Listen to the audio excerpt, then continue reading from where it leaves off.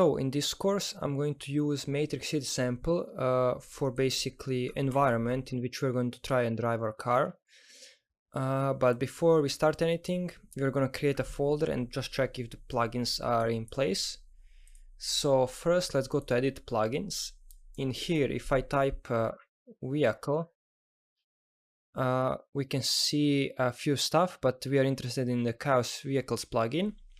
This is kind of the newest plugin for creating vehicles, and make sure to enable this if it's not already enabled.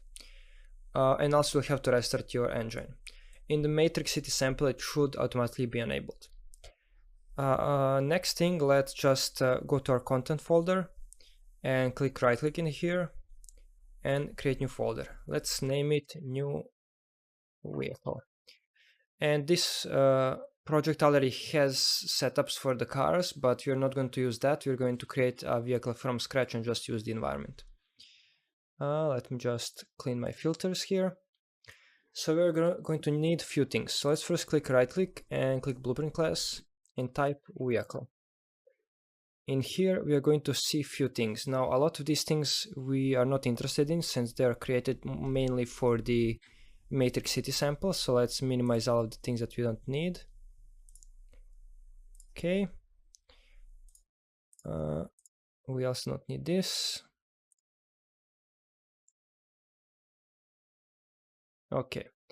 So one of the things that we'll need is this Chaos Vehicle wheel. This is going to be set up for our front and rear wheels. So let's click on this class and click select. Let's type front wheel. And let's click enter.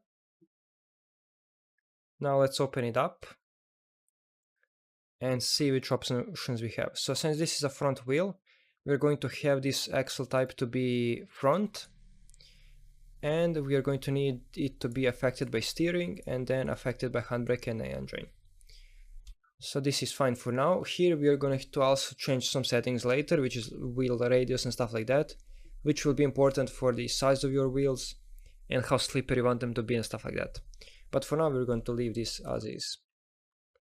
Now let's duplicate our front wheel class and name it rear wheel. Or let's actually name it back wheel.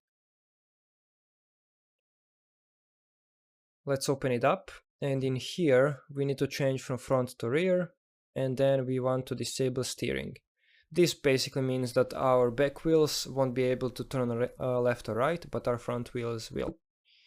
So that is fine. I'll click right click, and we need to create a pawn for this. So let's click on the blueprint class and type vehicle again. And you can also type pawn just to remove classes that we don't want. So let's click on WheeledVehicle pawn, click select, and name it new car BP. Let's open it up. And this is the main class that we are going to use for our vehicle. Right now we won't do much, but later we are going to add our wheel setups and engine setups and stuff like that. So this is kind of our main class for the setup. And the last thing that we need is the animation blueprint. But before we create that, we need a car. So for the car, let's import from the, actually not import, sorry, let's add it from the feature content pack. So in here we have this vehicle content, which we can add to our project and then use the car there. So let's click add here. Let's open the blueprint. So I'm just going to see if we have the reference to the car in here so we can easily locate where it is. Let's open this and click on the search on this icon to basically find the car in the content browser.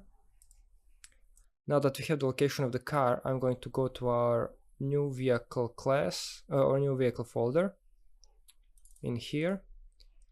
Now that we have this, let's go to see if it already has. Okay, so it already has the animation blueprint, but let's create our own.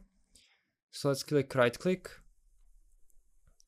go to animation, and then go to animation blueprint, and let's type sports car, and we can get the skeleton, and let's name it new car and in BP. Now that we have this, we're going to open it up And before we do anything, let's go to class settings, and instead of anim instance, type, or not type, let's scroll all the way down and find vehicle animation instance.